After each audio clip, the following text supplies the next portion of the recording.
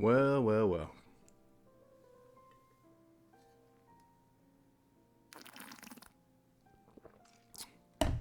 Here we are. I was sitting in the sauna tonight, and my buddy texted me and was like, "Hey, you gonna make some more videos? You still feeling burned out?" It's like, "Nah, I'm not making any more videos. I'm not making any more videos." Then I was sitting there and I started thinking about wine. And I was like, "Oh man, I really want to talk about this." I started like having this whole conversation in my head. I was sitting in my sauna.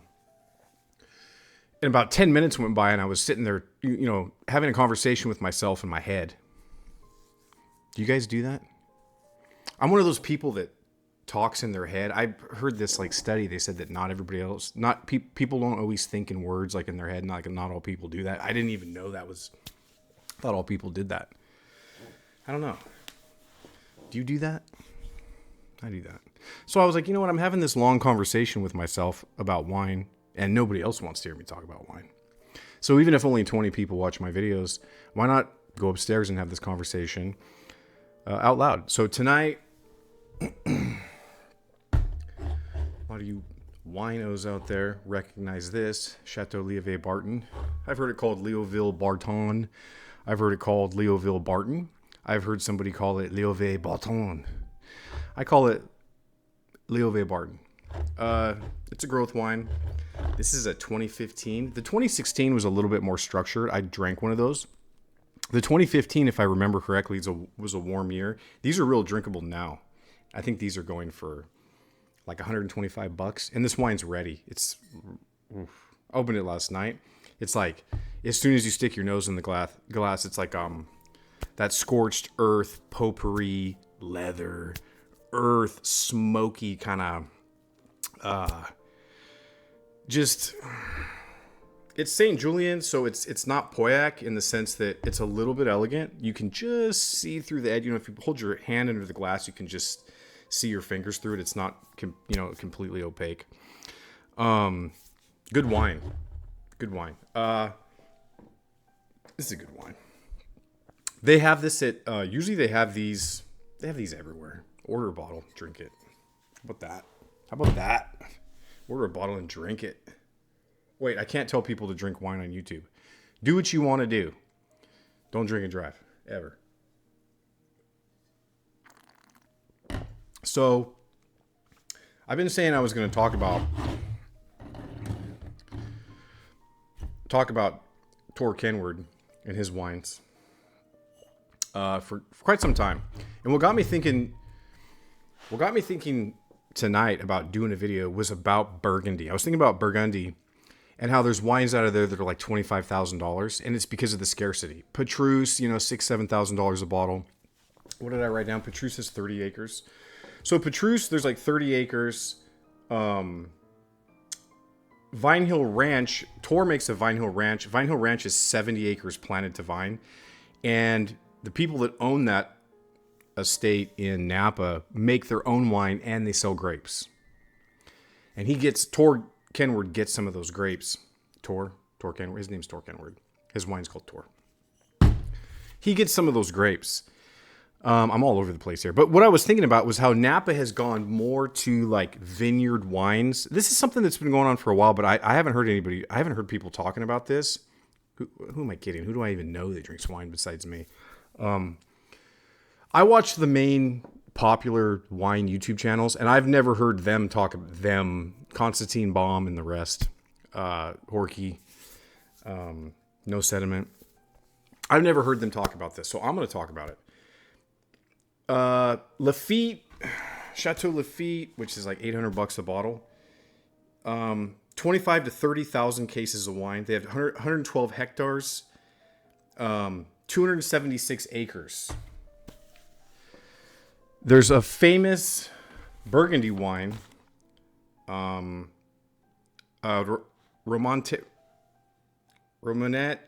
Conti, and it's 4.5 acres. The vineyard's 4.5 acres, and those bottles are like $25,000. So it's about the quality of the wine, the scarcity, and the demand. High demand, quality wine, 4.5 acres.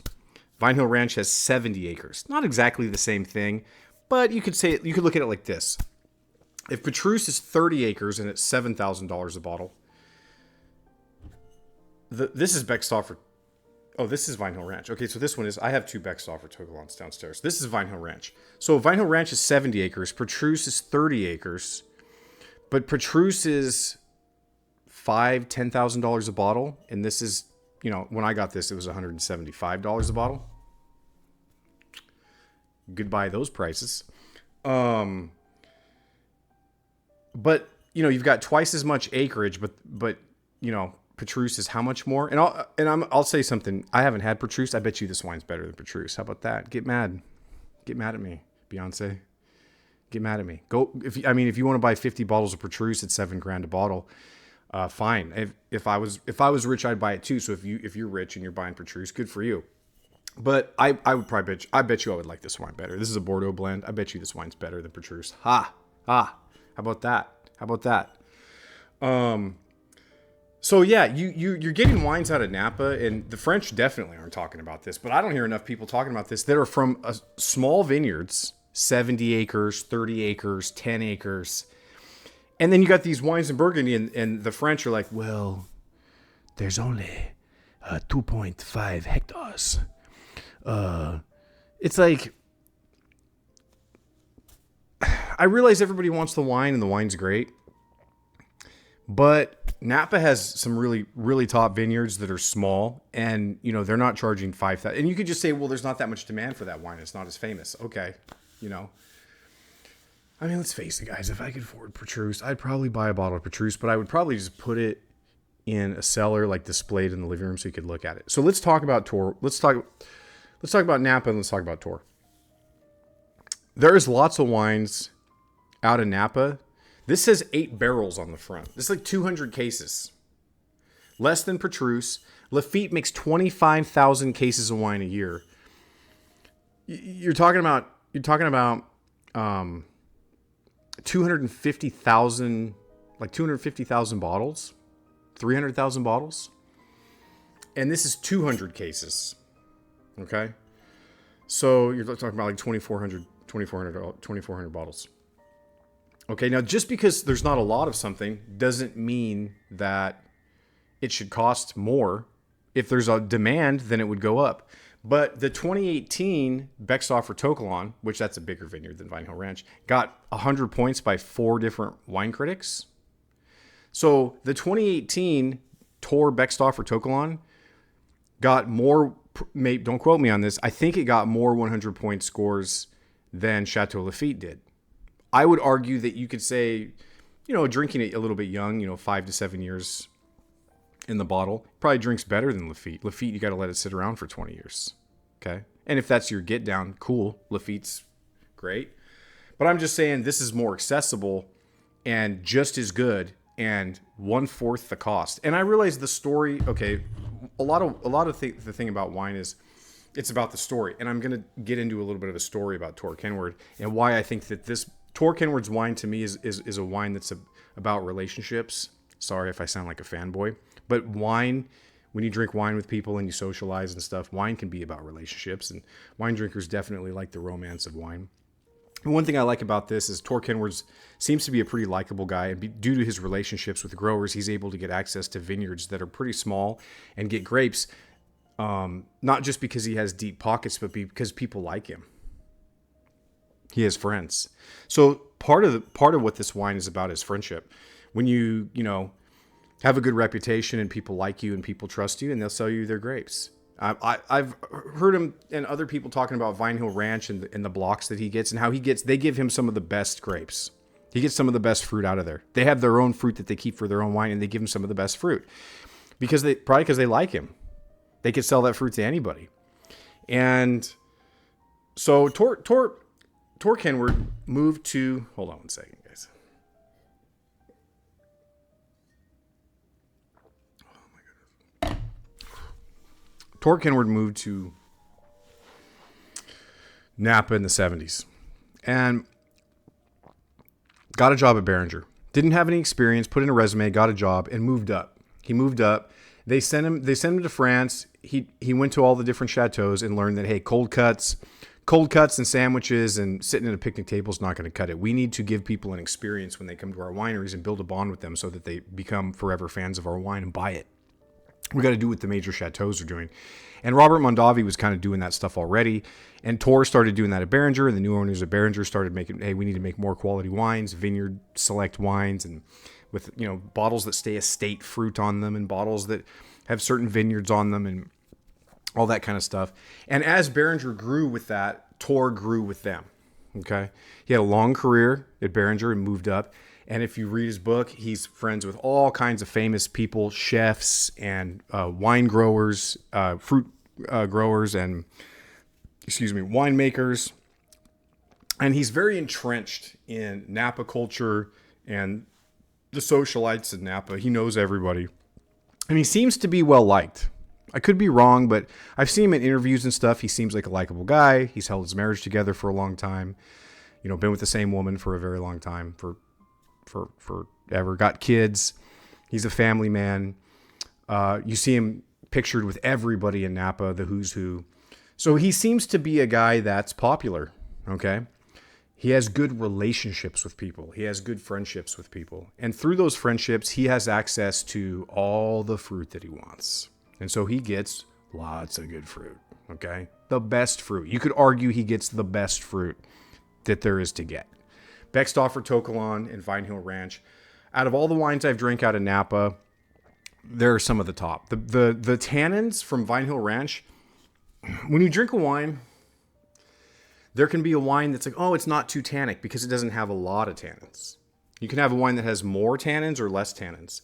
I like tannins, but tannins can have a different kind of molecular structure and a different feel on the tongue.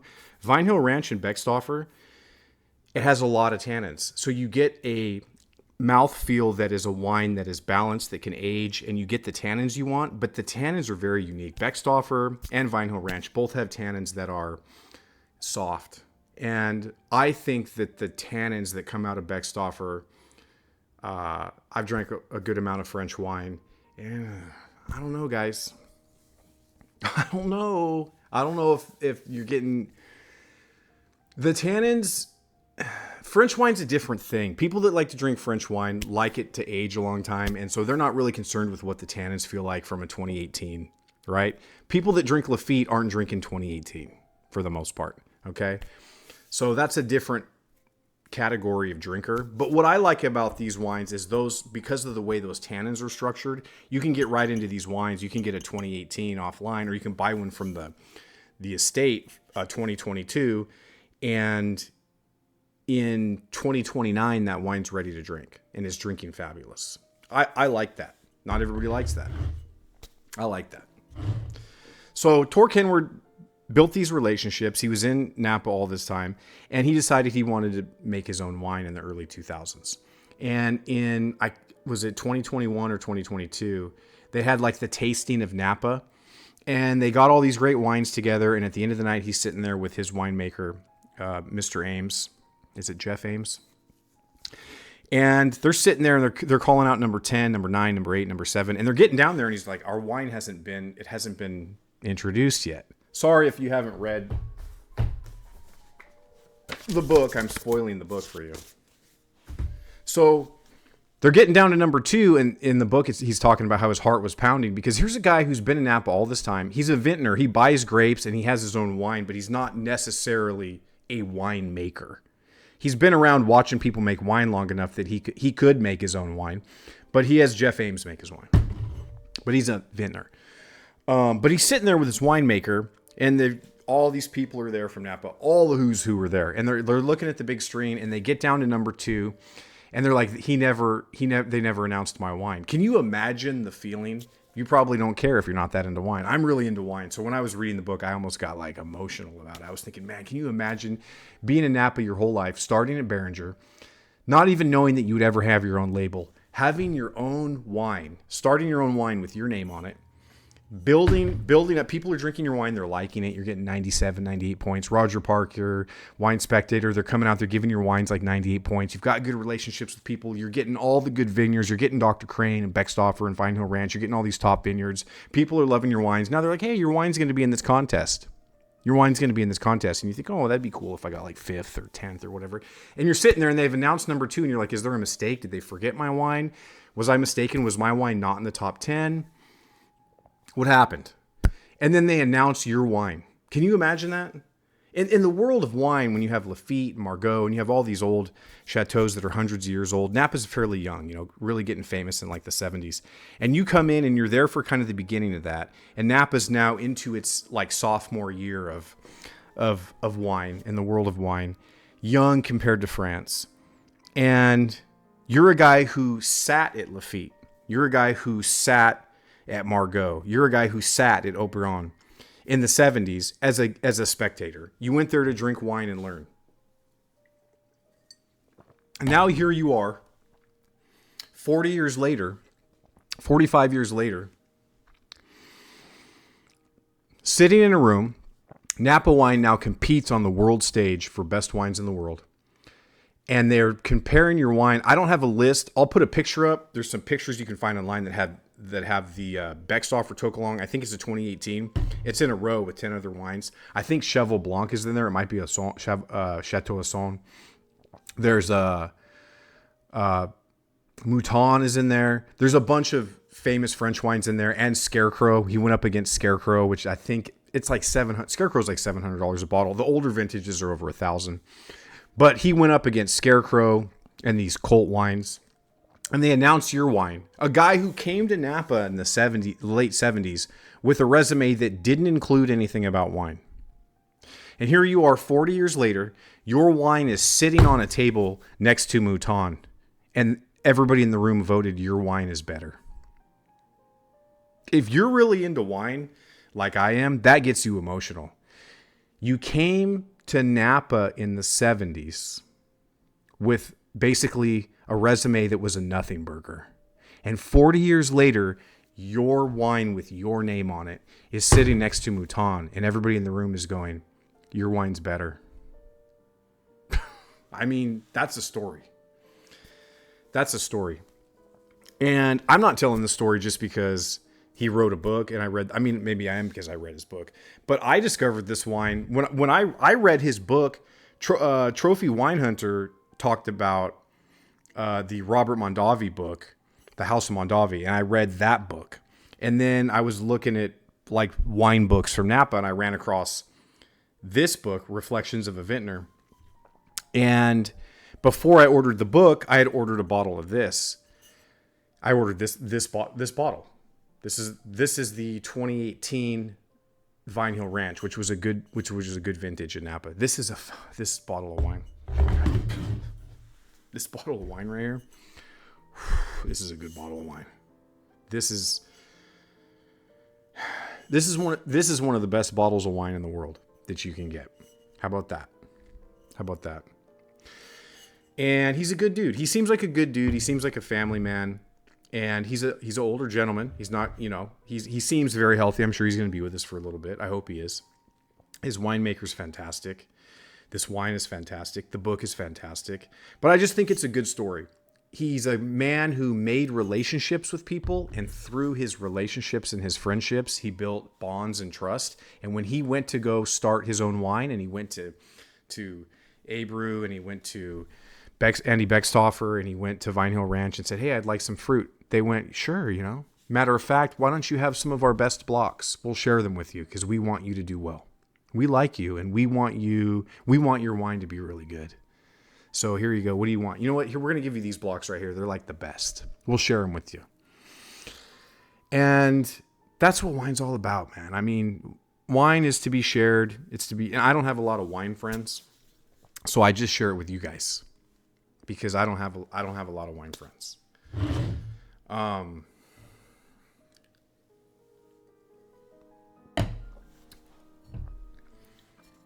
So if you get a chance, you want to taste some of the best wine in the world, go online and order some Toro wine and taste it. But this is good wine too. Now I'm going to go downstairs with my wife, and I'm going to watch the new season of Stranger Things. I'm going to get out some sharp cheddar cheese.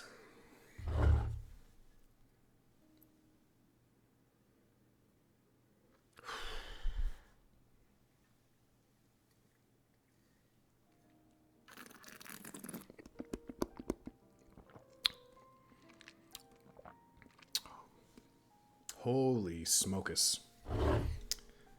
That wine is no damn jokus. That's it, guys. Thanks for being with me. Good talk. I needed to get that off my chest. I love you guys. Whatever you're doing, God bless you. Have a good night. Have some good wine. Enjoy yourselves.